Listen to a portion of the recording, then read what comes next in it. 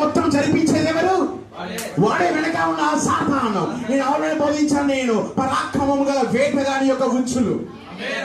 ఏమో వేటగాడు ఎన్నాడు బయటికి బాగా కనపడాడు. వాడు వెనక ఉండి ఉచ్చు వేసి వెనక దాంట్లో ఉంటాడు. కానీ ఆ ఉచ్చు వెనక ఉండేది ఒక డైరెక్టర్ ఉన్నాడు. వాడు ఏం చేస్తాడు? పట్టుకోవడానికి, దాన్ని దాసత్వంలోకి లాగడానికి వాడు వెనక ఉండి ఉచ్చులు పెడుతూ ఉంటాడు. నేను ఆల్రెడీ చెప్పాను, లోకమంతా ఆ ఉచ్చులో పడుతుంది కానీ వధువు మాత్రం ఆ ఉచ్చును దాటివేస్తుంది. ఎందుకు? ఆమెకు బయలుపరచబడినది. ఉచ్చు మాత్రమే లేదు అక్కడ, దాని వెనక ఒక వేటగాడు వేస్తున్నాడు. ఏమైనా ఈరోజు సినిమా పోస్టర్లు హాలీవుడ్ అదొక ఉచ్చు అయి ఉన్నది. కానీ వధువు తెలుసు ఆ ఉచ్చు వెనక సాతాను వేటగాడు దాచబడి ఉన్నాడని.